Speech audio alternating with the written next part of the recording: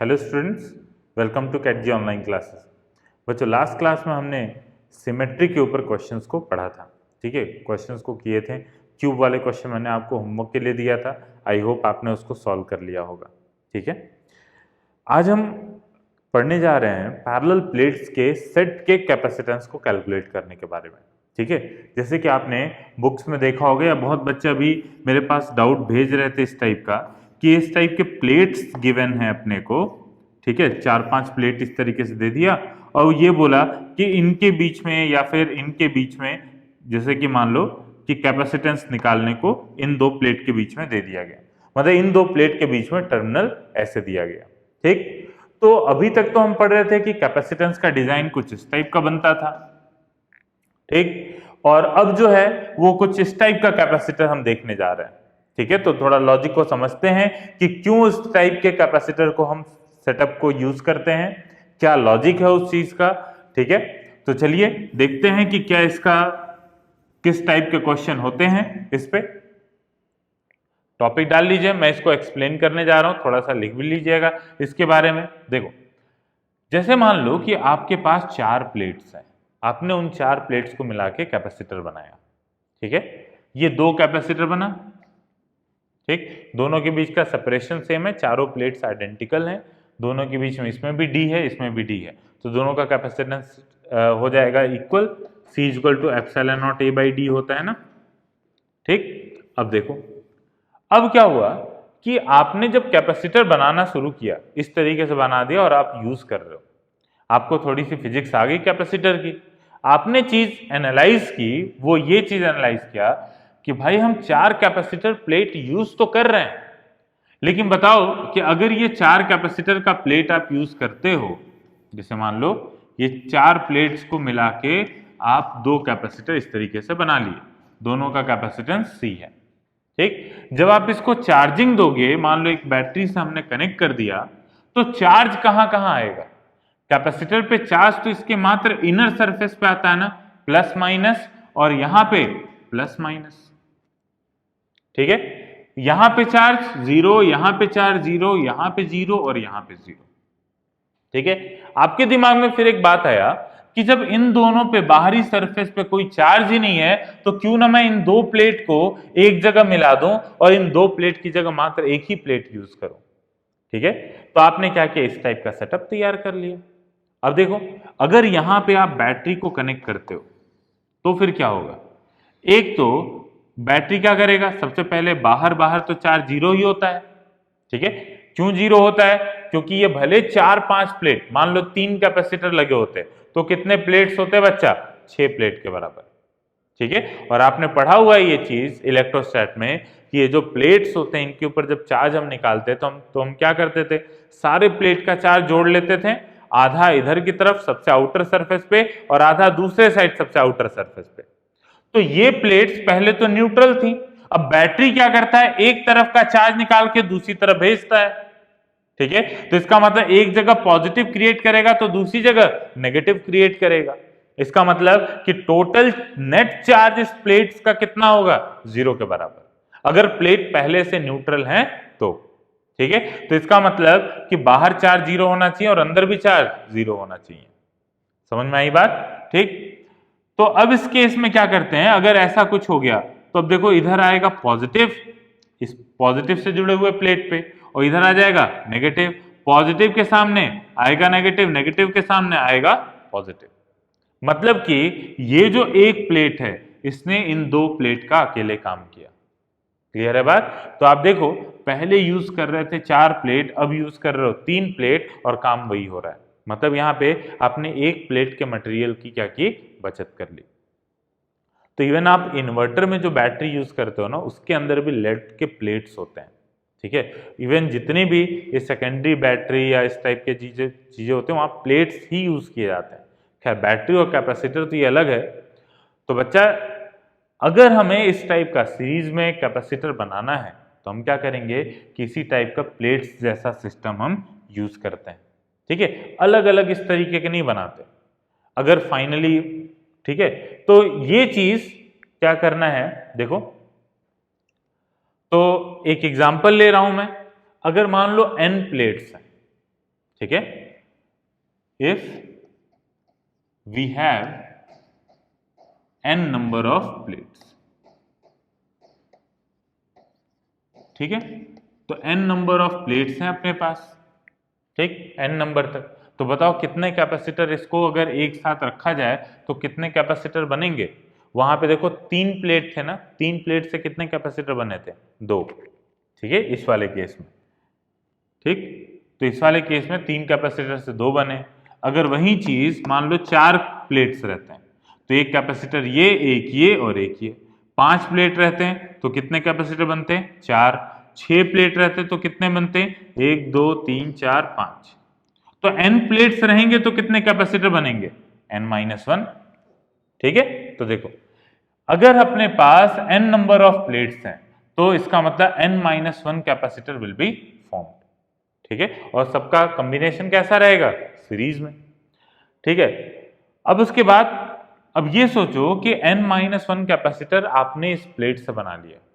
अगर आप नॉर्मल अलग अलग n-1 कैपेसिटर्स बनाते तो आपको कितनी प्लेट्स की जरूरत पड़ती? मतलब कि अगर इस टाइप का कैपेसिटर आप बनाते अलग अलग, ठीक है, तो यहाँ 2 कैपेसिटर था तो हर एक कैपेसिटर के लिए आप 2 प्लेट का यूज कर रहे हो ना, अलग अलग प्लेट। यहाँ पे तो आपने क्या किया? चालाकी से इन दोनों को मिला दिया, ठीक है। तो फिर देखो, तो n-1 capacitor will be formed in n plate से। अगर देखा जाए to make n-1 capacitor we will require 2 multiplied by n-1 plate, ठीक है।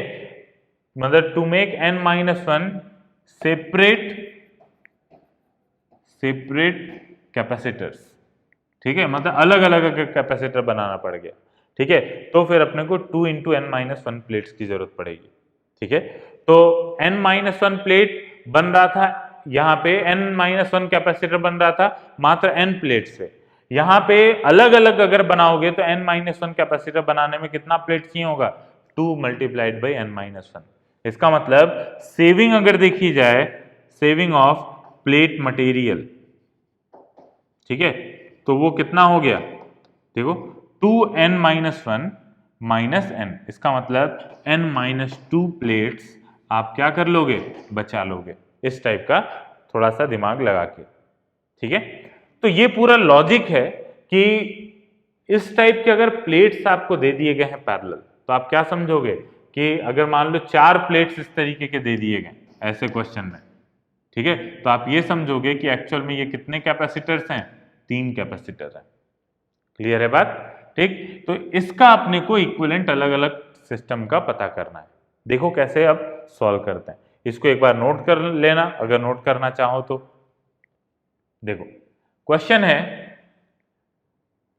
कि find equivalent capacitance across E and F, ठीक है, if across E and F if plate area is capital A and separation between each plate is small d, ठीक है, मतलब इनके बीच में सेपरेशन है स्मॉल d, इसके बीच में भी स्मॉल d, इसके बीच में भी स्मॉल d, और चारों प्लेट का एरिया है कैपिटल A के बराबर, ठीक है। अब अपने को कैपेसिटेंस कैलकुलेट करना है पूरे सिस्टम का।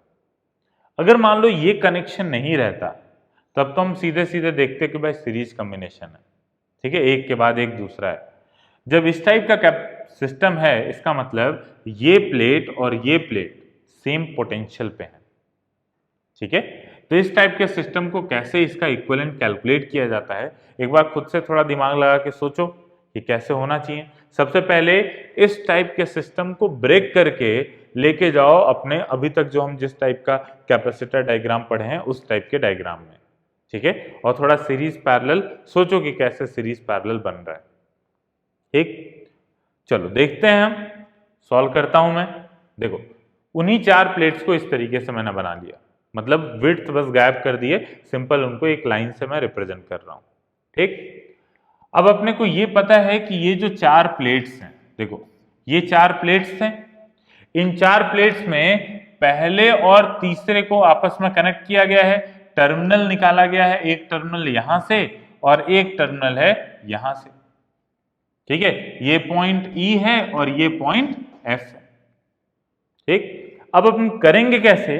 देखो सबसे पहले ये तो पता है कि बैटरी जब कनेक्ट करोगे आप E और F के अक्रॉस तो बताओ इस पूरे कैपेसिटर पे नेट चार्ज कितना होगा बच्चा? 0।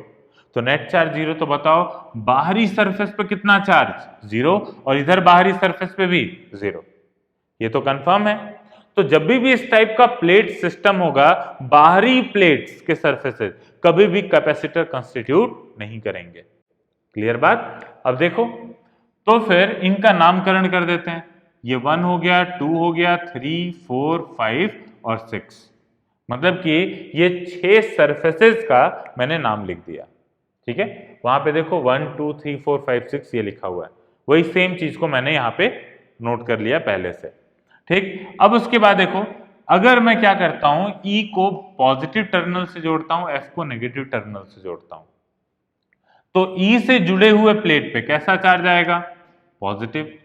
ठीक है, F से जुड़े हुए प्लेट पे कैसा चार्ज आएगा? नेगेटिव। और साथ में ये प्लेट जो है आइसोलेटेड है, 4, 5 और 0, 1 वाला। ठीक है, आइसोलेटेड है, इसका मतलब इस प्लेट पे नेट चार्ज कितना होगा? 0। बैटरी क्या कर रहा होगा? इधर से इलेक्ट्रॉन निकाल के इस वाले प्लेट पे ट्रांसफर कर रहा होगा। अब अपने को क्या करना है? इस सिस्टम का इक्विवेलेंट कैपेसिटेंस निकालना है। तो देखो कैसे सॉल्व करते हैं। देखिए, सबसे पहले अपने को E और F के बीच में इक्विवेलेंट कैपेसिटेंस निकालना है। ठीक है, एग्जैक्टली सेम डायग्राम है, इसलिए मैं इसको हटा दे रहा हूं। E और F के बीच में इक्विवेलेंट कैपेसिटेंस अपने को कैलकुलेट करना है। ठीक, तो करना कुछ नहीं है, E पॉइंट ले लीजिए, ये पॉइंट E हो गया। अब देखो, E से कितने सरफेसेस हैं? 2 और 3 नंबर। तो इसका मतलब E से मैंने बना लिया 2 नंबर और 3 नंबर। ठीक है, और साथ में इनका पोटेंशियल सेम है, तो इसीलिए ऐसे बनाया। आप ऐसे नहीं बना सकते, ऐसे कि 2 और 3 नंबर ऐसे बना ले, ये गलत हो जाएगा। क्यों गलत हो जाएगा? क्योंकि जब इनके ऊपर चार्जेस कुछ आएंगे तो इसका मतलब 2 और 3 के बीच में पोटेंशियल डिफरेंस रहेगा ना। ठीक है, क्योंकि बीच में इलेक्ट्रिक फील्ड रहेगी, तो इस वजह से आप ऐसा नहीं ड्रॉ करोगे। 2 और 3 सेम पोटेंशियल पे हैं, इसका मतलब 2 और 3 आपस में कनेक्टेड है। समझ में आई बात? तो जैसे ये दोनों एडजेसेंट सरफेसेज हैं, उसी तरीके से यहां पे देखो हमने किया था, जो अपना पहला डायग्राम था उसमें अगर आप देखोगे ये डायग्राम पे, ठीक, हम क्या कर रहे थे? ये बीच वाला प्लेट जो था, ठीक है, इसके 2 सरफेसेस थे ना, तो हमने उन 2 सरफेसेस को क्या किया था? आपस में वायर से कनेक्ट किया, इन्हीं को आपस में मिला रहे हैं। ठीक है, तो उसी तरीके से यहां पे देखिए, इस वाले सिस्टम में, प्लेट के सिस्टम में हमने क्या किया? सबसे पहले 2 और 3 को इस तरीके से मैंने ड्रॉ कर दिया। ठीक है, थोड़ी सी जगह कमी पड़ सकती है, इसलिए और छोटा करके बनाता हूं। तो यहां पे बच्चा 2 वाला प्लेट हो गया और यहां पे 3 वाला प्लेट हो गया। ठीक है, अब देखो 2 के सामने कौन सा प्लेट नंबर है? 1, तो 2 के सामने मैंने 1 बना लिया। अच्छा, 3 के सामने कौन सा प्लेट नंबर है? तो ये है 4, तो 3 के सामने 4 बना लिया। अब फिर उसके बाद 4 और 5 आपस में जुड़े हुए हैं, तो 4 और 5 आपस में जुड़े हुए हैं, तो 4 और 5 ये हो गया। ठीक, 5 के सामने कैसा है? 6, तो 5 के सामने 6 नंबर है, और 6 से क्या निकला हुआ है? देखो, बाहरी 6 का बाहरी सरफेस कोई कैपेसिटर नहीं बना रहा, तो 6 सरफेस के साथ कोई कैपेसिटर में प्लेट दूसरा नहीं ड्रॉ करने जा रहा हूं। 6 वाले से जुड़ा हुआ है F टर्मिनल, तो 6 वाले से यहां पे इसका मतलब F टर्मिनल हमने निकाल दिया। ठीक, तो क्या इसी टाइप का कैपेसिटर का सेटअप रहेगा? नहीं, देखो ये पॉइंट E था। अब खास बात क्या, 4, 5 वाले प्लेट जुड़े हुए हैं किससे? 1 वाले प्लेट से। तो 4, 5 वाला प्लेट कौन सा हो गया? ये 4 है, ये 5 है, ये दोनों जुड़े हुए हैं 1 वाले प्लेट से। ऐसे कर दिया, तो ये इस पूरे सेटअप का बच्चा इक्विवेलेंट सर्किट है। ठीक है, हर एक प्लेट का ये जो है कैपेसिटेंस कितना है? Epsilon not A by D. मतलब कि यहाँ पे ये तीनों कैपेसिटर बराबर रहेंगे और तीनों का वैल्यू कितना है? Epsilon not A divided by D. ठीक, तो बताओ इसका कैपेसिटेंस इक्विवेलेंट कितना आएगा? C और C पैरेलल में, फिर उसके साथ C सीरीज में, मतलब कि C इक्विवेलेंट इस सिस्टम का हो जाएगा 2C, इन दोनों का equivalent, multiplied by C divided by 2C plus C। तो कितना हो जाएगा ये? 2c divided by 3। तो 2c डिवाइडेड बाई 3 और c की वैल्यू कितनी है epsilon not a by D, इसका मतलब 2/3 epsilon not a divided by D. ये सिस्टम का पूरा इक्विवेलेंट कैपेसिटेंस होगा। क्लियर है बात? चलो अगले क्वेश्चन पे चलते हैं। देखो अगला क्वेश्चन, ठीक है। इस क्वेश्चन को भी आप खुद से ट्राई करिए, खुद से एक बार ट्राई करो, स्क्रीन को पॉज करके सॉल्यूशन मत देखना उसका, ठीक है। सबसे पहले मैंने प्लेट की नंबरिंग कर दी है आपके लिए, ठीक है। तो प्लेट की नंबरिंग कर दी है, तो यहाँ पे देखो बाहर तो कोई चार्ज नहीं आएगा, 0 0, तो बाहर का प्लेट कोई कैपेसिटेंस नहीं बना रहा है। सबसे पहले ई वाला प्लेट लेते हैं, तो एक बार स्क्रीन पॉज करके आप सॉल्व कर लीजिए हमारे साथ साथ। तो ई सॉल्व कर, ई लेते हैं, ई से जुड़ा हुआ है कौन कौन से प्लेट नंबर बोलो, 2 और 3। तो ये 2 और 3 मैंने ड्रॉ कर लिया। 2 के सामने क्या है 1, 3 के सामने क्या है 4, 4 और 5 आपस में जुड़े हुए हैं, तो 4 और 5 को आपस में जोड़ दिया।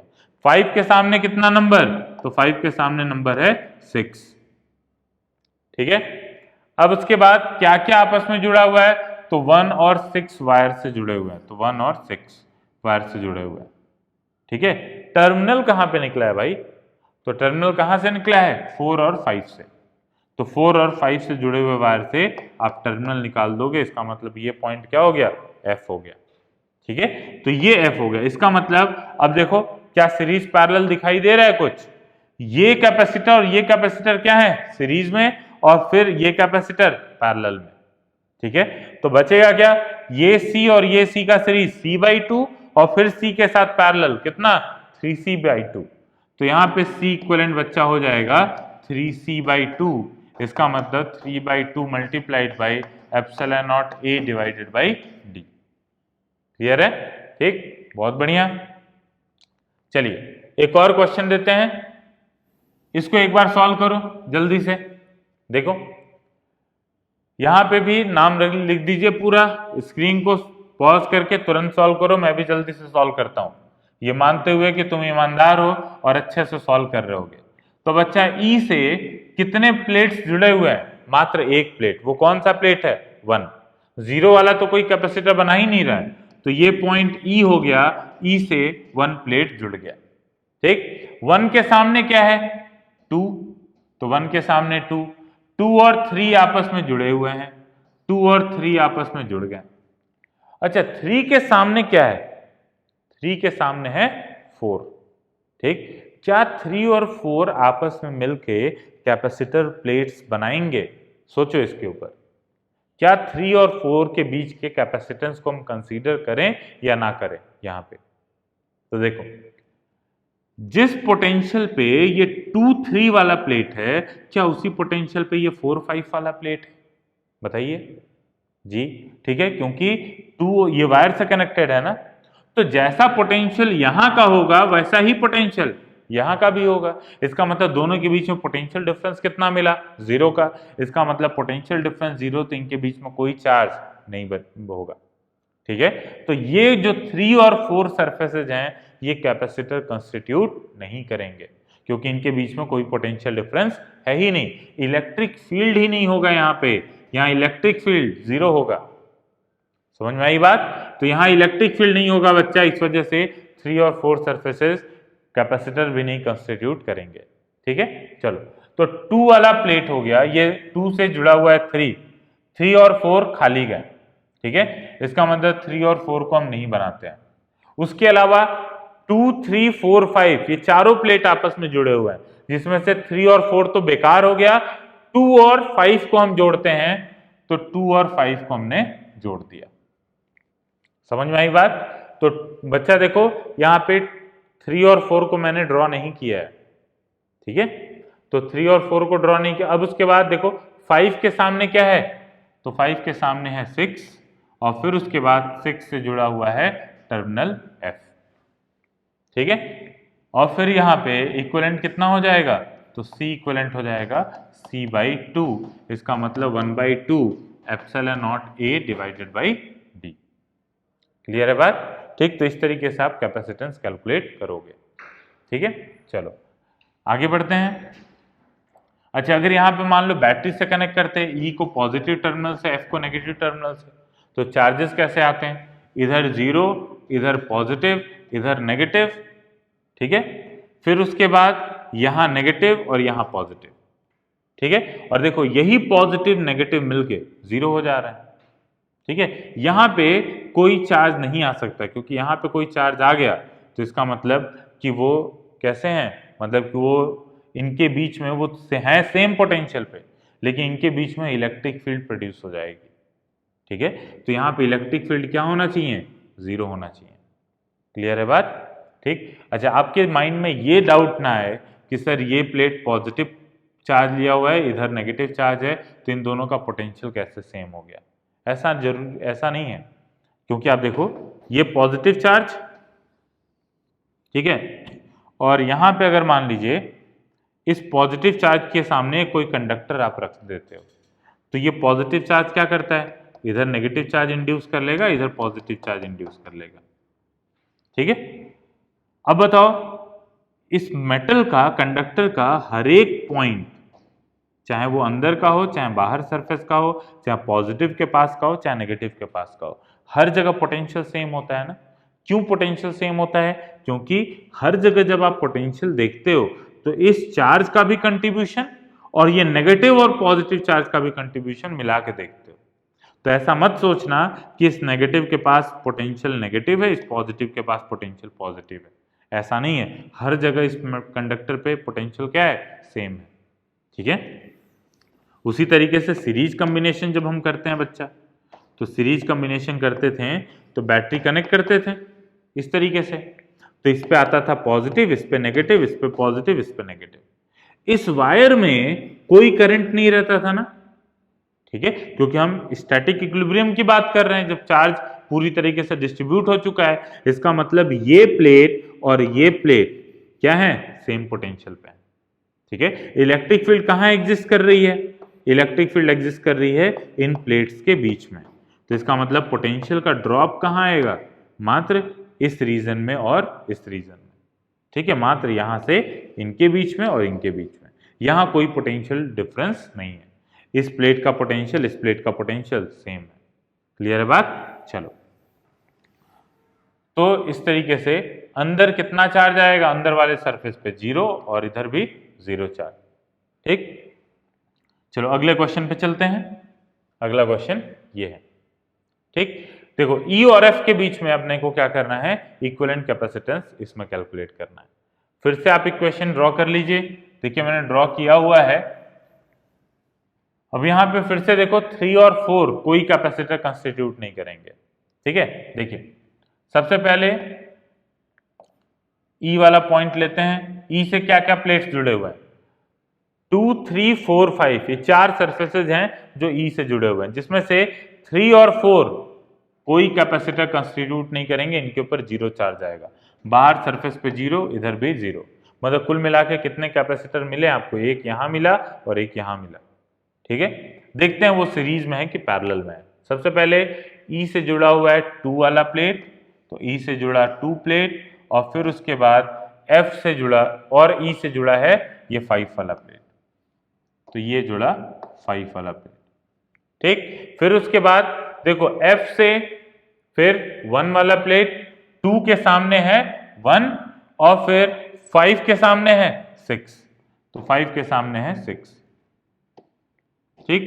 1 और 6 आपस में कनेक्टेड हैं, तो 1 और 6 आपस में कनेक्टेड हैं और उससे टर्मिनल निकला हुआ है F। इसका मतलब ये दोनों कैपेसिटर कैसे कॉम्बिनेशन में है, तो ये पैरेलल कॉम्बिनेशन, मतलब C इक्विवेलेंट कितना हो जाएगा, ये हो जाएगा C प्लस C 2C के बराबर 2 epsilon not A divided by D। Clear है, चलो एक और एग्जांपल उठाते हैं। देखिए ये क्वेश्चन, ठीक, इसको सॉल्व करने की कोशिश करिए खुद से। तो बाहर जीरो आएगा, नंबरिंग मैंने कर दिया है, बाहर बाहर जीरो लेके सारे प्लेट का नामकरण कर दो, ठीक है।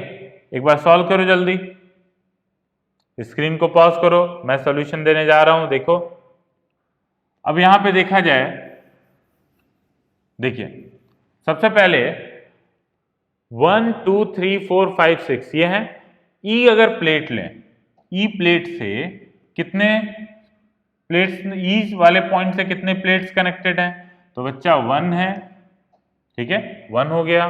फिर उसके बाद 4 और 5, तो यहाँ पे 4 और ये हो गया 5, ठीक है।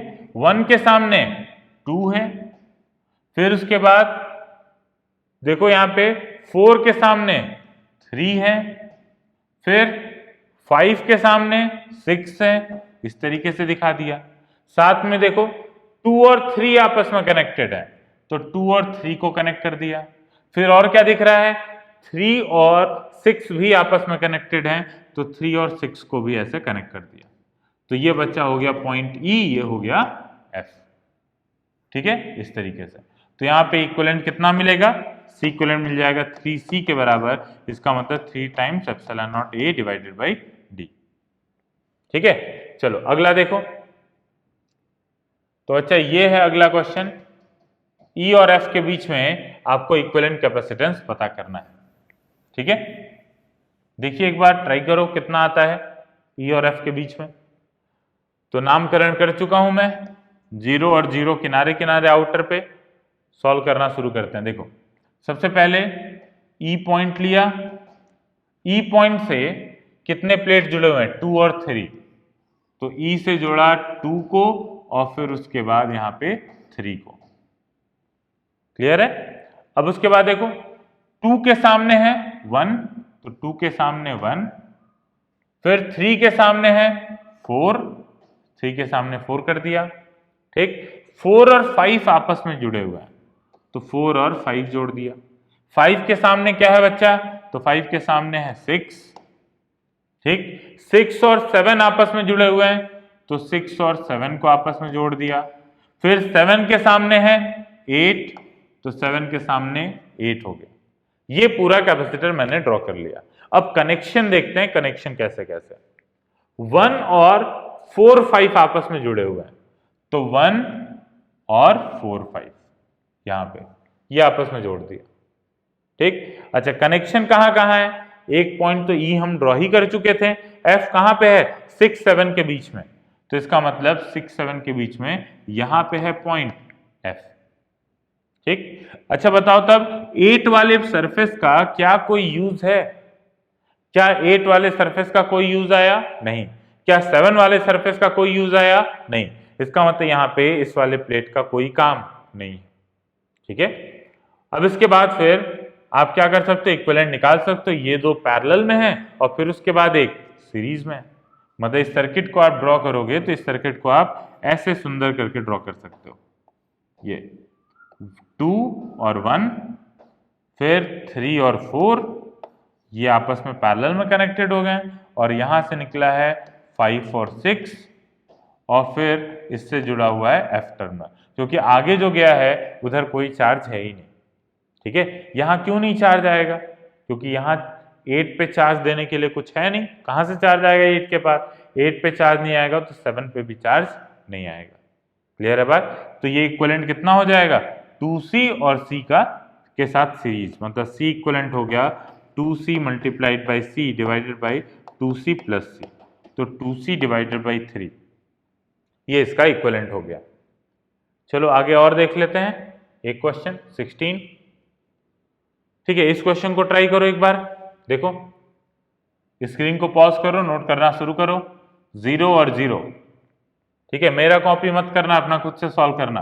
1 2 3 4 5 6 7 और ये 8 सरफेसेस हमने दे दिए। अब सर्किट ड्रॉ करने जाता हूं, तो ड्रॉ करते हैं। तो ई पॉइंट लिया, ई में ई देखते हैं, ई के साथ जुड़ा हुआ है 1, 1 के सामने है 2, 2 और 3 आपस में जुड़े हुए हैं, ठीक है।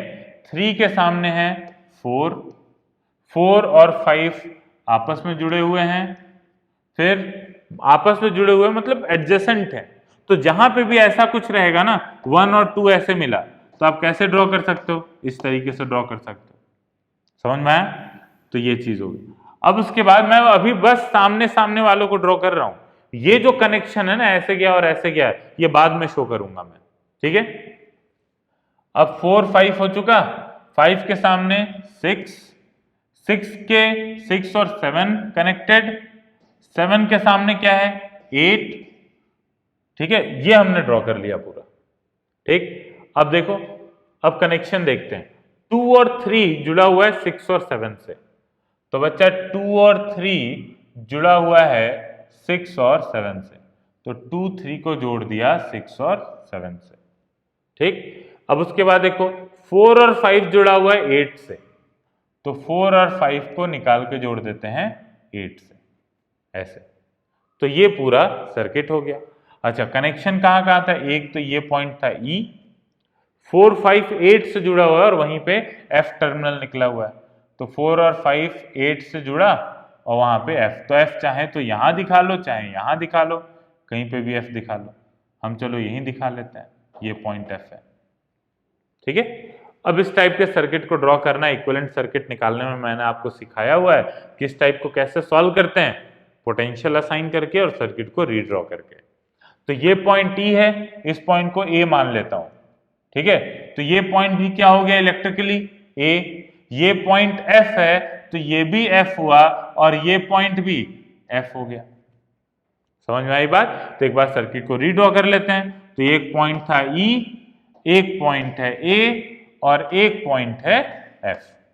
ठीक, E और A के बीच में एक कैपेसिटर, फिर A और देखो A और F के बीच में एक कैपेसिटर, तो A और F के बीच में एक कैपेसिटर, इन दो की स्टोरी खत्म। F और A के बीच में एक और कैपेसिटर, एक और कैपेसिटर कर दिया, इसकी भी स्टोरी खत्म हो गई। फिर A और F के बीच में एक और कैपेसिटर, ये एक और कैपेसिटर हो गया। ठीक है, इसका मतलब इधर 3C और C के साथ सीरीज, तो C इक्विवेलेंट हो जाएगा 3C multiplied by C divided by 3C plus C, इसका मतलब 3C बाई 4। ठीक, C की वैल्यू बोलो epsilon not A by D। ठीक है बच्चा, तो इस तरीके से आप इस क्वेश्चन को सॉल्व कर लीजिएगा। आगे बढ़ते हैं। ये लास्ट में 2 क्वेश्चन मैं दे रहा हूं आपको, आसान क्वेश्चन है, इनको सॉल्यूशन भी दिखा दूंगा, ज्यादा टाइम नहीं लगेगा इस पे, नोट करिए। There are n identical conducting plates each of area A place parallel to each other at equal separation D, then find the equivalent capacitance across the terminal of the battery if, पहला part है, first plate is connected with positive terminal and last plate is connected with negative terminal। इसका मतलब क्या हुआ, n number of plates हैं, पहले को positive से जोड़ा जा रहा है और आखिरी वाले को नेगेटिव से, मतलब कि n प्लेट्स लाइन से हैं और पहले और आखिरी के बीच में टर्मिनल है। तो बताओ कितने कैपेसिटर बनेंगे, ये तो बता चुका था इस टॉपिक के स्टार्टिंग में ही, n-1 बनेंगे, तो वो सारे सीरीज में हो, उन्हीं की वैल्यू पता करनी है।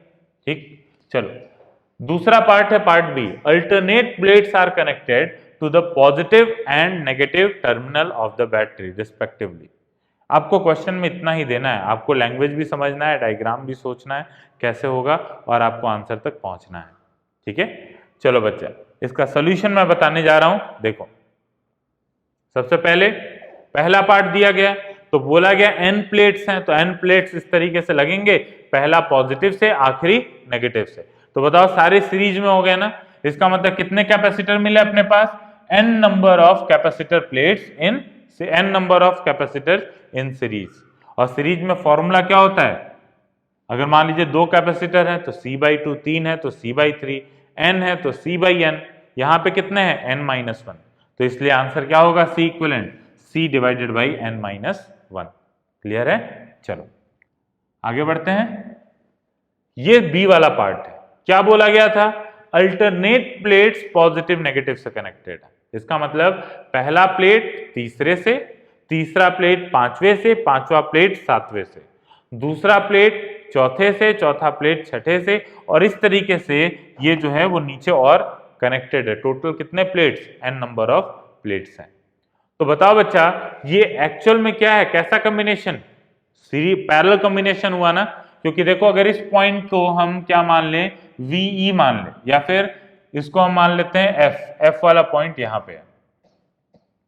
ठीक है, अगर E को मैं V वोल्ट पे मानता हूं, F को 0 मानता हूं, ठीक है, तो ये सारे प्लेट्स कितने पोटेंशियल पे आ जाएंगे, ये 0 पे आ गया, ये 0 पे, ये 0 पे, इस तरीके से, और ये कितने पोटेंशियल पे, V, ये भी V, ये भी V और ये भी V।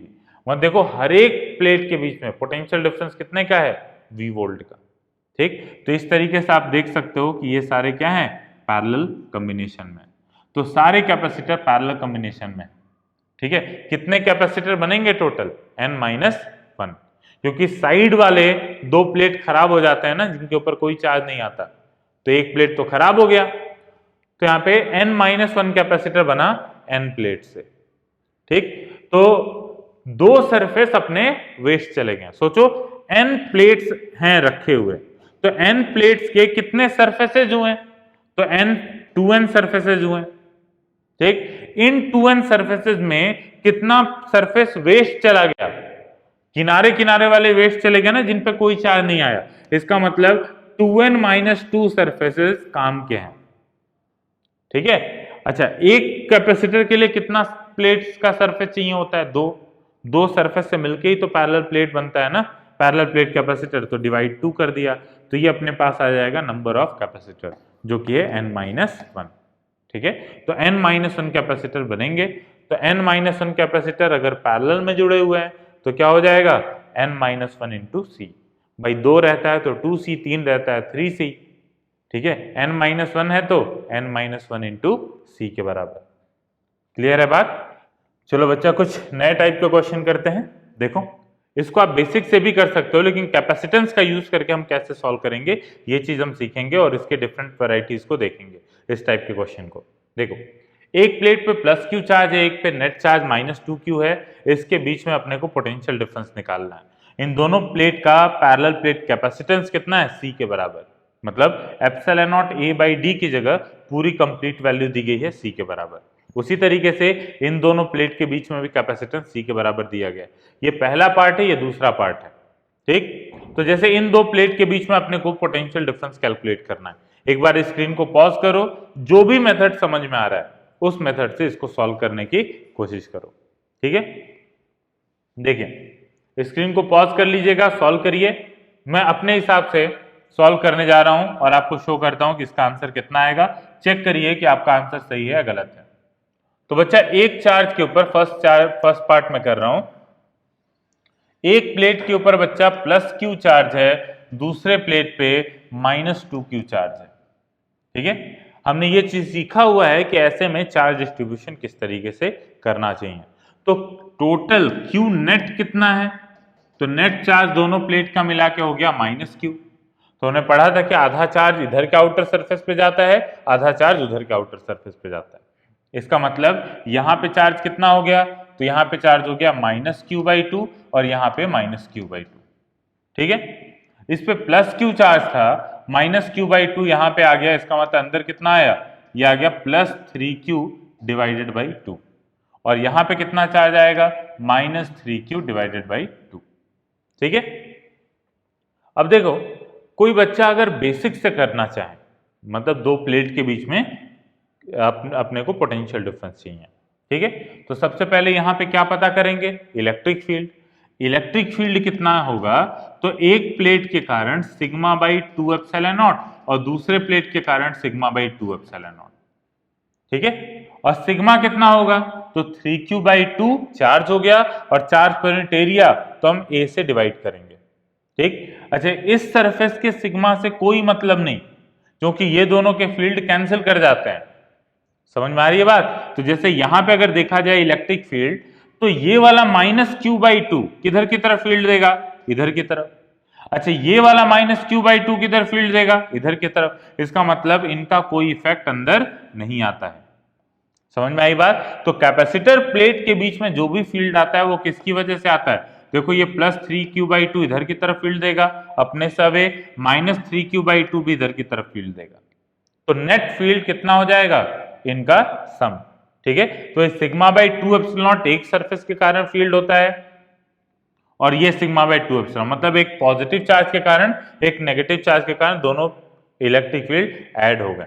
तो इलेक्ट्रिक फील्ड आया कितना, σ/ε0 और सिग्मा की वैल्यू कितना होगा बच्चा, तो ये होगा 3q/2a epsilon not, charge divided by area कर दिया।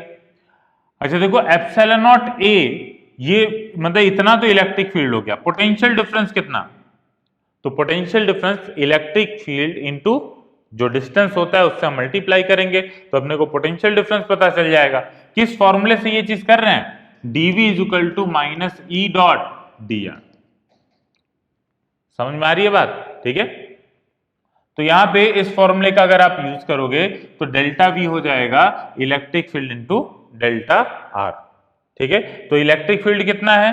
तो ये है 3q/2 a epsilon not multiplied by D. तो ये आ गया। अब देखो epsilon not a by D क्या चीज है? कैपेसिटेंस। इसका मतलब 3q डिवाइडेड बाई 2c। ये पोटेंशियल डिफरेंस है जो कि बच्चा एकदम बेसिक से हमने किया। यहाँ पे कोई कैपेसिटेंस का कोई यूज नहीं किया, बस खाली कैपेसिटेंस का फॉर्मूला लास्ट स्टेप में यूज किया है। ठीक है, अच्छा अगर इसी चीज को कोई बच्चा कैपेसिटेंस के तरीके से करे, ठीक है, तो वो कैसे करेगा? तो देखो अगर कैपेसिटेंस का यूज करके सॉल्व करता है, इसको भी नोट कर लीजिएगा। अब अगर बात करें तो देखो किस चार्ज की वजह से कैपेसिटर के बीच में इलेक्ट्रिक फील्ड आया है? तो वो बच्चा है, वो चार्ज है 3q/2, मतलब प्लस माइनस 3q/2। इसकी वजह से इलेक्ट्रिक फील्ड बीच में आया। तो ये जो अंदर के इलेक्ट्रिक फील्ड होते हैं ना, जो देखो अंदर के चार्ज जो एक दूसरे को अट्रैक्ट करके रखे हुए हैं, प्लस 3q/2 माइनस 3q/2 को, बच्चे ये कहा जाता है चार्ज ऑफ कैपेसिटर। ठीक है, अगर चार्ज ऑफ कैपेसिटर कभी भी बोला जाए तो जैसे कि मान लो नॉर्मल भी अगर कैपेसिटर होता है, जैसे मान लो ये कैपेसिटर है 2 माइक्रोफैराड का और आपने क्या किया 12 वोल्ट की बैटरी लगा दी। ठीक है, तो चार्ज कितना होगा? प्लस माइनस 24 माइक्रोकूलम होगा। ठीक है, अगर कोई पूछे कि इस कैपेसिटर पे चार्ज कितना है, आप कितना आंसर करोगे? 0? नहीं, चार्ज ऑन कैपेसिटर का मतलब होता है कि ये प्लेट पे चार्ज जो है उसका मॉड वैल्यू। ठीक है, तो मॉड किसी एक प्लेट के चार्ज का मॉड वैल्यू। ठीक, तो अगर ये प्लस लेते हो तब तो सीधे सीधे 24, माइनस वाला लेते हो तो इसका मॉड वैल्यू प्लस 24।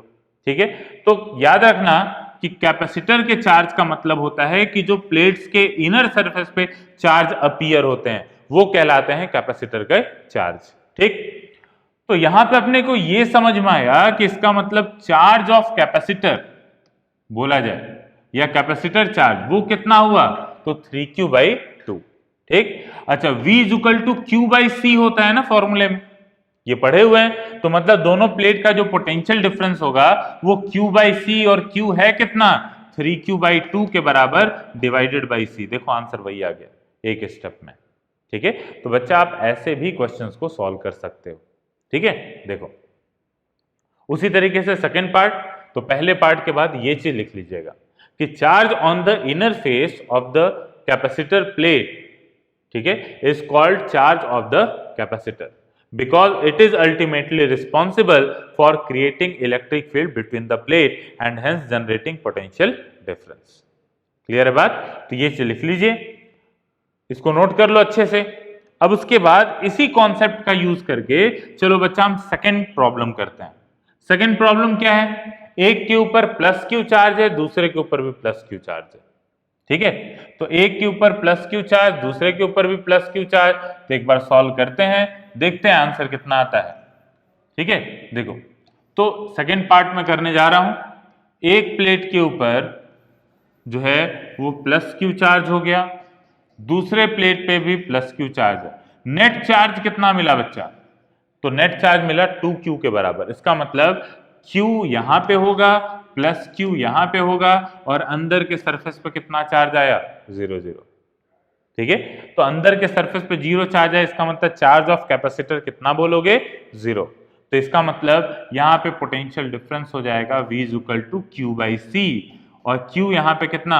0। तो इसका मतलब पोटेंशियल डिफरेंस भी दोनों के बीच में 0।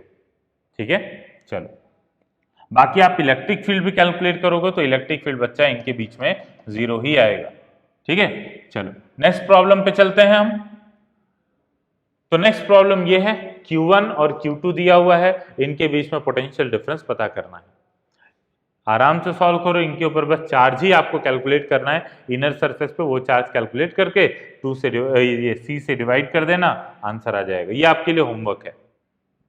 चलते हैं अगले क्वेश्चन पे। देखो क्वेश्चन ये है, find potential difference between plates after switch S is close. ठीक है, अब स्विच एस को क्लोज करेंगे तो इस वाले प्लेट की अर्थिंग हो जाएगी। कितना चार्ज होगा अर्थिंग के बाद, ये मैंने आपको निकालना सिखा चुका हूं मैं जब इलेक्ट्रोस्टैटिक्स पढ़ा रहा था तो। ठीक है, तो बच्चा ये चीज है कि स्विच को क्लोज करने के बाद इसके बीच में पोटेंशियल डिफरेंस अपने को पता करना है, दोनों प्लेट के बीच में। अच्छा, अगर स्विच को क्लोज करने से पहले पोटेंशियल डिफरेंस निकालना होता तो कितना आंसर होता जरा बताओ। तो बच्चा तब आंसर होता, देखो तब ये प्लेट वो अर्थ से कनेक्टेड नहीं है, इसके ऊपर चार्ज प्लस क्यू है, तो टोटल दोनों का सम हो गया प्लस क्यू, तो आधा इधर आउटर सरफेस पे आधा उधर आउटर सरफेस पे। बच्चे ये जो चार्ज डिस्ट्रीब्यूशन मैं सिखा रहा हूं, अगर आपको नहीं आता है तो प्लीज आप इलेक्ट्रोस्टैटिक्स वाले टॉपिक पे जाना, वहां पे जहां पे भी ये चीज सिखाया गया है उसको एक बार पढ़ लेना, बहुत आसान है। ठीक है, बस इन दोनों के चार्ज के प्लेट को जोड़ना है, उसका आधा आधा इधर इधर बांट देना। तो इन दोनों का जोड़ के कितना आया, तो इन दोनों का जोड़ के आ गया क्यू के बराबर, तो इसका मतलब प्लस क्यू बाई टू यहां पे और प्लस क्यू बाई टू यहां पे, आधा आधा चार्ज हमने बांट दिया। ठीक, अच्छा इस प्लेट पे टोटल चार्ज कितना, प्लस क्यू में से प्लस क्यू बाई टू इधर आ गया, तो इस वाले सरफेस पे प्लस क्यू बाई टू। ठीक, प्लस क्यू बाई टू के सामने कितना आएगा, माइनस क्यू बाई टू। देखो माइनस क्यू बाई टू और प्लस क्यू बाई टू मिलकर जीरो होता है ना, जीरो यहाँ पे है भी। ठीक है, तो ये चीज हो गया। अब सोचो यहाँ पे पोटेंशियल डिफरेंस पता करना होता तो आप कितना आंसर बोलते, कैपेसिटर का चार्ज है Q by two divided by C, इसका मतलब potential difference Q by two C के बराबर। क्लियर है बात। ठीक, अब यहाँ पे ये बोला जा रहा है कि अगर स्विच को क्लोज किया जाए, आपको सोचो ऑब्जेक्टिव क्वेश्चन इस तरीके से आ सकता है कि after closing switch potential difference between the plate will increase, will decrease, will become zero. ठीक है, या फिर विल बिकम 2 टाइम्स, 3 टाइम्स, ऐसे करके क्वेश्चंस दिए जा सकते हैं, ऑप्शन ऐसे बन जाएंगे। ठीक, अब एक बार को आप सॉल्व करिए, कॉन्सेप्ट मैं बता चुका हूं अर्थिंग का कि अर्थिंग का क्या कॉन्सेप्ट होता है। ठीक है, देखो सॉल्यूशन मैं बताने जा रहा हूं। जैसे ही स्विच को क्लोज करोगे होगा क्या कि ये जो प्लेट है, ये देखो इस प्लेट अर्थ चार्ज दे भी सकता है, चार्ज ले भी सकता है। ठीक है, तो इस पॉजिटिव ये जो प्लस क्यू है, ये अपने सामने क्या डेवलप करेगा, माइनस क्यू, मतलब अर्थ अपने में से कितना चार्ज दे देगा, माइनस क्यू। ठीक है, और अर्थ कभी भी, मैंने ये चीज नोट्स में भी लिखवाया हुआ है कि जब किसी आउटर प्लेट को आप अर्थ करते हो तो उसके आउटर सरफेस पे हमेशा चार्ज कितना हो जाता है, जीरो। ठीक है, तो यहां पे बच्चा चार्ज कितना आना चाहिए, जीरो। तो यहां चार्ज जीरो आ गया, तो बताओ यहां पे भी चार्ज जीरो होगा, तभी तो मेटल के अंदर इलेक्ट्रिक फील्ड जीरो होगी। ठीक है, तो आउटर सरफेस पे चार्ज इक्वल होते हैं, और आपने आउटर सरफेस को अर्थ कर दिया, तो जिस सरफेस को आप अर्थ करोगे, उस जिस प्लेट को, उसको आउटर सरफेस पे हमेशा फील्ड चार्ज जीरो होता है। ये मैं लिखवा चुका हूं, इसका कॉन्सेप्ट भी सिखा चुका हूं इलेक्ट्रोस्टैट में। ठीक है, तो इन पे चार्ज जीरो हो गया, तो इसका मतलब इस प्लेट के ऊपर नेट चार्ज कितना था, प्लस क्यू, तो इसका मतलब ये पूरा प्लस क्यू यहां पे आ जाएगा, ये अपने सामने लाएगा माइनस क्यू। ठीक, तो अर्थ करने के बाद ये फाइनल चार्ज डिस्ट्रीब्यूशन होगा। ठीक है, इसका मतलब कैपेसिटर का चार्ज इस बार कितना आया, तो बच्चा कैपेसिटर का चार्ज आया क्यू के बराबर, इसका मतलब जो पोटेंशियल डिफरेंस होगा वो क्यू बाई सी हो जाएगा। पहले कितना था, क्यू बाई टू सी, मतलब पोटेंशियल जस्ट डबल हो गया अर्थिंग करने के बाद। ठीक, चलो देखो जरा इस चीज को नोट कर लीजिए, एक बार रिवाइज कर लीजिए इस चीज को कि in case of earthing of conducting plates no charge appears on the outer surface of the earth outermost plate. ऐसा मैंने नहीं बोला है कि जिस प्लेट की भी अर्थिंग कर दो उस पर चार्ज जीरो हो जाएगा, ऐसा नहीं है। अगर वो बीच में है प्लेट तो उस पर चार्ज आ सकता है। ठीक है, अगर वो प्लेट आउटर है तो फिर उसका आउटर सरफेस पे जो होगा वो चार्ज जीरो होगा। याद करना, हमने इलेक्ट्रोस्टैट में इस टाइप का क्वेश्चन किया हुआ था। ठीक है, इस टाइप का, ये 3 प्लेट्स दिए थे, इनके बीच का सेपरेशन d दिया था, यहाँ पे 2d दिया था, और फिर इन 2 प्लेट्स को अर्थिंग की गई थी, ये किनारे किनारे प्लेट्स को। ठीक है, तो यहाँ पे और यहाँ पे हमने चार्ज जीरो माना था। ठीक है, तो उसी तरीके से यहाँ पे भी, यहाँ 2 ही प्लेट हैं तो ये तो आउटर रहा ही, तो आउटर सरफेस पे इसके चार्ज कितना होगा, जीरो होगा। तो इस पे चार्ज 0, तो इस पे भी चार्ज 0, इस पे नेट चार्ज था प्लस क्यू, तो पूरा का पूरा पॉजिटिव चार्ज अंदर आ गया, प्लस क्यू, इसके सामने माइनस क्यू। ठीक, तो पोटेंशियल डिफरेंस Q बाई सी। ठीक है, तो इस तरीके से आप इस टाइप के क्वेश्चंस को अटेम्प्ट करोगे। तो देखो ये क्वेश्चन है, इसमें डिफरेंस ये है कि एक बैटरी कनेक्ट कर दिया गया है, ठीक है, और अपने को चार्ज डिस्ट्रीब्यूशन फाइनल कैलकुलेट करना है कि फाइनल चार्ज डिस्ट्रीब्यूशन क्या होगा। एक बार आप स्क्रीन को पॉज करो, क्वेश्चन को नोट कर लो जल्दी से। देखो अब यहाँ पे आपको सोचना है कि चार्ज डिस्ट्रीब्यूशन कैसा होगा, ठीक है, और बैटरी लगी है V वोल्ट की, तो सोचोगे कैसे कि भाई V वोल्ट की बैटरी है, तो वो बैटरी क्या चाहेगी कि इसके क्रॉस पोटेंशियल डिफरेंस कितना रहे, V0 वोल्ट रहे इनके बीच में पोटेंशियल डिफरेंस। अब सोचो एक अनचार्ज कैपेसिटर होता है, ठीक है, जिसका कैपेसिटेंस अगर C है और उसको आप बैटरी से कनेक्ट करते हो, तो battery V0 potential difference create कराने के लिए अंदर चार्ज कितना प्रोड्यूस करती है, प्लस माइनस CV0। ठीक है, तो plus minus CV0 charge produce करेगी, तब जाके इसके अंदर इतना इलेक्ट्रिक फील्ड प्रोड्यूस होता है कि उसकी वजह से जो पोटेंशियल डिफरेंस होगा Q बाई सी करोगे ना, तो CV0 बाई सी कितना आ जाएगा, V0 के बराबर। ठीक है, इसका मतलब अगर आपने प्लेट्स के बीच में बैटरी लगा दिया है, तो बैटरी जो होगा वो हमेशा कितना चार्ज इनर सरफेस पे लाने की कोशिश करेगी, CV0 के बराबर, क्योंकि इतना चार्ज अगर आएगा तभी जाके इन दोनों प्लेट के बीच में इतना पोटेंशियल डिफरेंस पॉसिबल हो सकता है। समझ में आई बात? ठीक, तो जैसे कि मान लीजिए इसका मतलब कि बाकी का जैसे ये प्लस क्यू और माइनस 2Q चार्ज है ये चीज, तो जब आप इसको बैटरी से कनेक्ट कर रहे हो तो इस पे चार्ज कितना आना चाहिए, तो प्लस CV0, इस पे चार्ज कितना आना चाहिए, माइनस CV0। ये चार्ज किसकी वजह से आया, बैटरी की वजह से। ठीक है, मतलब ये चार्ज तो इतना मस्ट है आना, तभी जाके इनके बीच में पोटेंशियल डिफरेंस कितना आ पाएगा, V0 के बराबर आ पाएगा। क्लियर है बात?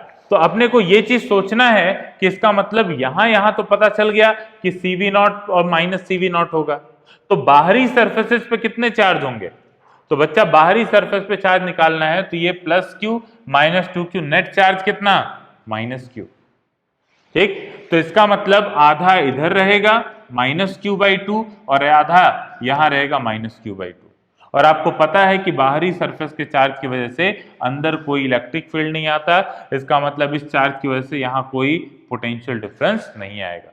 जो भी पोटेंशियल डिफरेंस आता है वो किसकी वजह से आता है, इस CV0 अंदर के चार्ज की वजह से आता है, क्योंकि यही अल्टीमेटली इलेक्ट्रिक फील्ड भी प्रोड्यूस करता है। क्लियर है बात? इसका मतलब अगर यहां पे देखो पोटेंशियल डिफरेंस निकालने को बोला जाए, तो पोटेंशियल डिफरेंस कितना होगा, CV0 डिवाइडेड बाई C, इसका मतलब V0 के बराबर।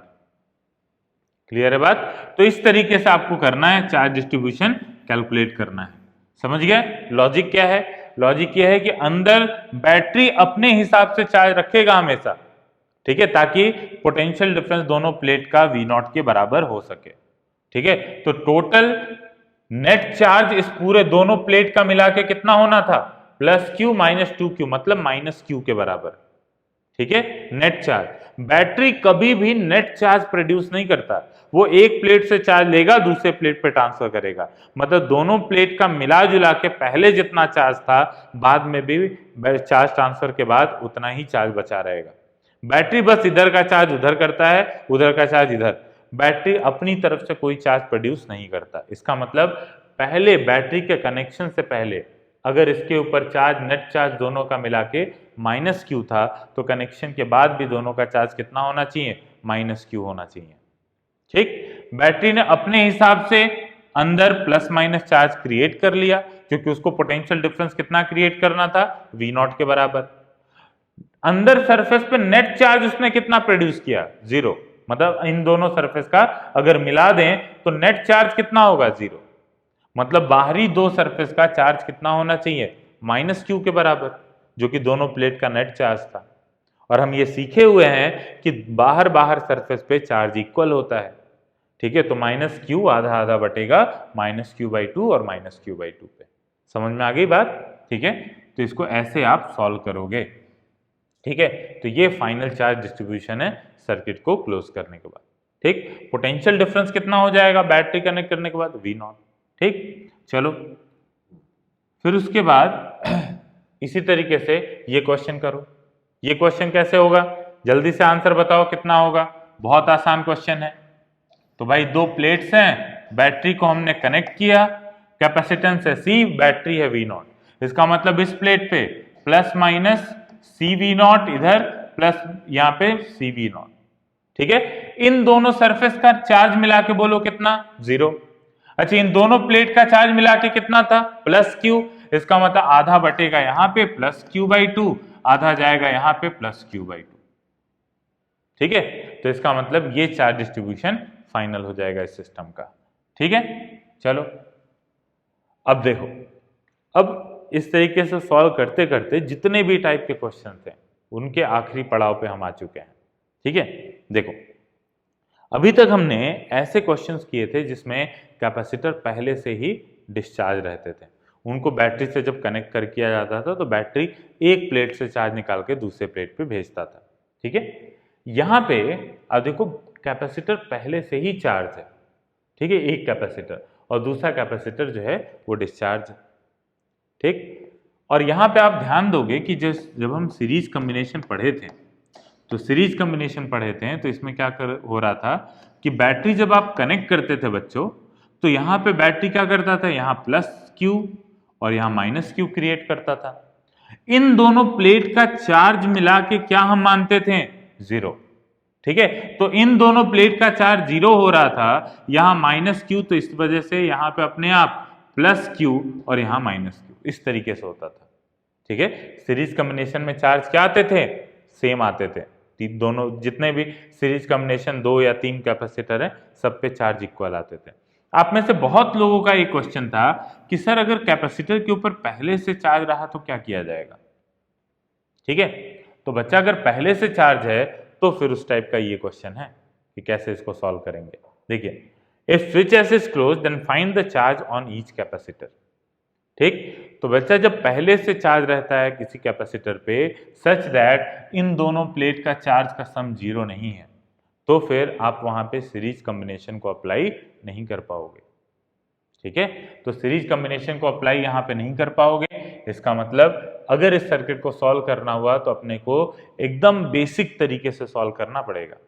भाई सीरीज कॉम्बिनेशन है नहीं, पैरेलल कॉम्बिनेशन है नहीं, ना व्हीट स्टोन ब्रिज है, ना कोई सिमेट्री है, कुछ नहीं है। ठीक है, सीरीज है, सीरीज दिख तो जरूर रहा है लेकिन सीरीज कॉम्बिनेशन में बीच से वायर नहीं निकलना चाहिए। ठीक है, नहीं निकला है वायर, लेकिन इसकी मजबूरी है क्योंकि यहाँ पे दोनों प्लेट का सम 0 नहीं है, और यही बेसिस था कि दोनों प्लेट का सम 0 था, इस वजह से हम सीरीज कॉम्बिनेशन पे चार्ज इक्वल मानते थे। पहले ये हमने प्रूफ किया तीनों पे चार्ज इक्वल होगा, 3 कैपेसिटर C1 C2 C3 लिया था तो, और फिर वहीं से हम फॉर्मूला डेराइव किए थे कि 1/C is equal to 1/C1 plus 1/C2 plus 1/C3। Derivation में देखना कि इस चीज का यूज किया था हमने कि इन सारे कैपेसिटर पे चार्ज सेम आएगा। और सेम क्यों आ रहा था? क्योंकि इस प्लेट का चार्ज और इस प्लेट का चार्ज मिला के 0 हो रहा था। लेकिन क्या इस केस में ये हो पाएगा 0? 0 नहीं हो पाएगा। ठीक है, तो यहाँ पे सिंपल तो काम नहीं चलेगा। ठीक है, यहाँ पे सीरीज कॉम्बिनेशन अप्लाई नहीं कर पाएंगे हम। ठीक है, अब अपने को क्या करना है, बेसिक से अगर इसको सॉल्व करेंगे तभी ये क्वेश्चन हो पाएगा। ठीक है, नीट वाले बच्चे मात्र इस क्वेश्चन को देखेंगे। ठीक है, कि ये कैसे सॉल्व हो रहा है जब चार्ज पहले से दिया रहा है। एक क्वेश्चन है बुकलेट में ऐसा। ठीक है, तो जब ऐसे चार्ज दिया रहा है तो फिर हम बेसिक से सॉल्व करते हैं, सीरीज कॉम्बिनेशन यूज नहीं करेंगे। ठीक, तो कैसे सॉल्व करेंगे? देखो, अगर मान लो इन दोनों प्लेट का मिला के चार्ज कितना है? 20 माइक्रोकूलम। तो अगर सर्किट को क्लोज किया, यहां पे अगर आप प्लस देखो, इस प्लेट पे चार्ज कितना? +20, इस प्लेट पे चार्ज कितना? 0। मतलब ये प्लेट और ये प्लेट मिला के चार्ज कितना आना चाहिए? ये आना चाहिए बच्चों 20 माइक्रोकूलम के बराबर। इसका मतलब यहां पे अगर Q मानते हो इस वाले प्लेट पे, तो यहां पे कितना मानना पड़ेगा? तो यहां मानना पड़ेगा 20 माइनस Q के बराबर। ठीक, तो देखो इस क्वेश्चन को सॉल्व करते हैं। तो सबसे पहले हमने क्या किया है, देखो इस पे चार्ज प्लस माइनस Q मान लिया। ठीक, इस पे चार्ज मैं मान लेता हूं प्लस माइनस क्यू डैश। ठीक, ऐसा क्यों इक्वल क्यों नहीं माना? क्योंकि इन दोनों प्लेट का चार्ज मिला के 0 नहीं था। क्लियर है बात? ठीक, तो एक के ऊपर क्यू, एक के ऊपर क्यू डैश। अब देखो इन दो प्लेट का चार्ज का सम कितना था बच्चा? चार्ज का सम देखो कितना था, यहां पे था -20, यहां पे 0। इसका मतलब माइनस क्यू और प्लस क्यू डैश, तो माइनस क्यू और क्यू डैश मिलके कितना? -20 माइक्रोकूलम। इसका मतलब देखो क्यू डैश की वैल्यू कितनी आ गई? तो क्यू डैश की वैल्यू आ गई क्यू -20। ठीक, तो यहां पे मैंने अलग से फिर दोबारा सर्किट बनाया है। एक के ऊपर चार्ज मैंने प्लस माइनस क्यू माना हुआ है, तो कंजर्वेशन ऑफ चार्ज का यूज किया, तो यहां पे चार्ज आ गया क्यू -20। ये जो क्यू डैश की वैल्यू मैंने निकाली है। ठीक, अब क्या करते हैं, इस पॉइंट में ये पॉइंट ए लिया और यहां से इक्वेशन में घूम के हम देखो लूप इक्वेशन लिख रहे हैं। ठीक, तो VA से चलना शुरू किए, तो VA से चलना शुरू किए, घूम के आए यहां पे देखो VA से चलते चलते नेगेटिव से पॉजिटिव गए, इसका मतलब पोटेंशियल बढ़ेगा, तो पोटेंशियल बढ़ा तो यहाँ पे +20 लिखा। फिर यहां पे चलते हुए हैं, फिर पॉजिटिव से नेगेटिव गए, पोटेंशियल घटेगा कितने से? Q/2 से, तो यहां पे लिखा -Q/2। फिर आगे बढ़े, फिर पॉजिटिव से नेगेटिव गए, फिर पोटेंशियल घटेगा कितने से? तो Q -20 डिवाइडेड बाई 2।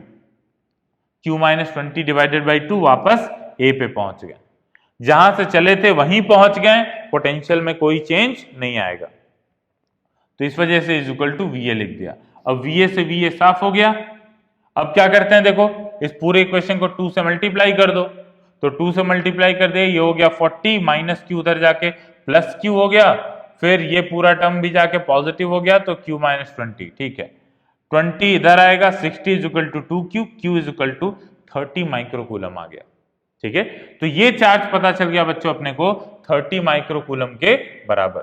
ठीक है, इसका मतलब Q की वैल्यू आई है 30 माइक्रोकूलम, तो 30 माइक्रोकूलम यहां पे रखोगे, इस वाले डायग्राम में आ जाओ, तो इसके ऊपर चार्ज कितना हो गया?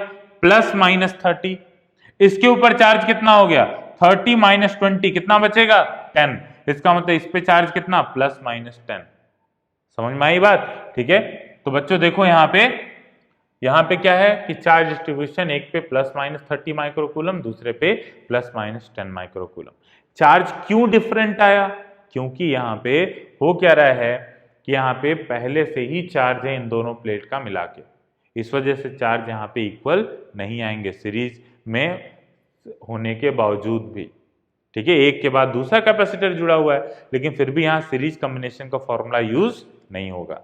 तो ये बच्चों यहाँ पे एक इंपॉर्टेंट पॉइंट लिखना है, यहाँ पे काफी इंपॉर्टेंट पॉइंट है, property of combination can be used only when if the sum of charge on isolated plates is 0। ये आइसोलेटेड प्लेट था ना, ये दो प्लेट आपस में बस जुड़े थे, उनका बैटरी से कोई कनेक्शन नहीं था। ठीक है, तो इनका अगर सम 0 है तभी जाके आप प्रॉपर्टी ऑफ कॉम्बिनेशन यूज कर सकते हो। क्लियर है बात? ठीक, चलो ये एक क्वेश्चन नीट वाले बच्चे भी कर सकते हैं और जेई एडवांस वाले बच्चे भी कर सकते हैं। चलिए नेक्स्ट क्वेश्चन पे चलते हैं। ये क्वेश्चन जो है वो नीट वाले बच्चे नहीं करिएगा। ठीक है, नीट वाले बच्चे बस 2 कैपेसिटर तक ही आपके लिए बहुत है। इसमें देखो ये 3 कैपेसिटर टोटल दिया हुआ है और स्विच यहाँ पे है, और देखा जाए तो यहाँ पे +20 माइक्रोकूलम, यहाँ पे -10, मतलब इन दोनों का सम कितना आएगा? +10 माइक्रोकूलम के बराबर। ठीक है, और फिर उसके बाद इन दोनों प्लेट का देखा जाए तो एक पे +10 है, दूसरे पे यहाँ पे 0 है, तो मतलब इन दोनों प्लेट का सम जो होगा वो +10 माइक्रोकूलम के बराबर होगा। ठीक, उसी तरीके से इन दो प्लेट का सम जो होगा वो -20 माइक्रोकूलम के बराबर होगा। तो आप देखोगे कि प्लेट्स का सम जो है वो यहाँ पे 0 नहीं है, तो इसको कैसे करेंगे? एक बार आप चार्ज डिस्ट्रीब्यूशन मान लो, इसको भी कोई सीरीज पैरेलल नहीं, बैटरी को कॉम्बिनेशन, ये सब के चक्कर में मत पड़ो, बस खाली सर्किट में घूम के बेसिक से इसको सॉल्व करने की कोशिश करो। ठीक है, देखो ट्राई कर लो, मैं अब सॉल्व करने चलता हूं। देखिए मैंने मान लिया कि एक प्लेट पे -+Q, एक प्लेट पे -+Q डबल डैश, इस पे +-Q डैश। ठीक, अब मेरे को क्या करना है, कंजर्वेशन ऑफ चार्ज का यूज करके मैं Q डैश की भी वैल्यू लिख सकता हूं, Q डबल डैश की भी वैल्यू लिख सकता हूं। कैसे? देखो इन दोनों प्लेट के चार्ज का सम, इसका और इसका सम कितना है देखते हैं। तो देखो इस चार्ज का सम है बच्चा इधर -20 माइक्रोकूलम और इस पे 0, मतलब दोनों का सम आना चाहिए -20 माइक्रोकूलम के बराबर। ठीक है, तो यहां पे मैं लिखता हूं, देखो -q इस वाले प्लेट पे और इस वाले प्लेट पे +q', ये कुल मिला के था -20 माइक्रोकूलम। ठीक है, इस वाले पे -20 था ना यहाँ पे। ठीक है, अब यहां से q' की वैल्यू आ जाएगी, तो q' की वैल्यू कितनी आ गई, q -20 के बराबर। ठीक, अब चलो इस q" की वैल्यू लिखते हैं, तो q" की वैल्यू चाहे आप इस वायर का यूज कर लो चाहे इन दोनों प्लेट का यूज कर लो। ठीक है, इन दोनों प्लेट पे चार्ज देखो कितना है, तो ये है एक पे +q और दूसरे प्लेट पे है -q', और इनका सम कितना है, तो सम देखो यहाँ पे एक पे +20 एक पे -10, मतलब दोनों का सम मिला के +10 के बराबर। ठीक है, तो इसको लिखा जाए तो ये हो जाएगा +10 माइक्रोकूलम। तो q" हम लिखेंगे q -10। ठीक है, तो यहां से हमने q' और q" की वैल्यू लिख डाली। तो q" वैल्यू कितनी है बच्चा, तो ये है q -10। ठीक, q' की वैल्यू कितनी है, तो ये है q' की वैल्यू q -20। अब इसको सॉल्व करने चलते हैं। ठीक है, तो इस पॉइंट को A मान लिया और सर्किट में एक बार लूप में घूम जाते हैं, देखते हैं कितना आंसर आता है। तो देखो VA सर्किट में चाहे नेगेटिव से पॉजिटिव जा रहा है, तो +q/C। C कितना था देखें जरा, इधर 6 और 6 और 6, इसका मतलब तीनों इक्वल थे 6 माइक्रोफैराड के बराबर, तो ये 6 माइक्रोफैराड, ये भी 6 माइक्रोफैराड के बराबर। ठीक है, तो q/6। दूसरे पे चलते हैं, तो ये भी नेगेटिव से पॉजिटिव, तो प्लस यहाँ पे q -10, q" की वैल्यू रख रहा हूं मैं, डिवाइडेड बाई 6, बैटरी को क्रॉस किया -10, यहां पे क्रॉस करते हैं तो ये हो जाएगा +q -20 डिवाइडेड बाई 6, और फिर यहाँ पे बैटरी को क्रॉस किया +20 इज इक्वल टू, फिर वापस पहुंच गए VA पे। ठीक है, तो यहां से VA से VA कैंसिल हो गया, और फिर उसके बाद पूरे इक्वेशन को 6 से मल्टीप्लाई कर देते हैं। तो 6 से मल्टीप्लाई कर देंगे तो यह आ जाएगा q +q -10, -10 और 20 ये कुल मिला के +10 होगा, और 6 से मल्टीप्लाई हुआ तो +60, फिर +q -20, ये बराबर हो गया 0। ठीक है, कितना आया एक्सप्रेशन में देखते हैं, तो ये -30 और +60, +30 हुआ और यहाँ पे हो गया 3q। ठीक है, तो ये इक्वेशन आ गया बच्चा 3q इज इक्वल टू -30, मतलब q की वैल्यू आ गई -10 माइक्रोकूलम के बराबर।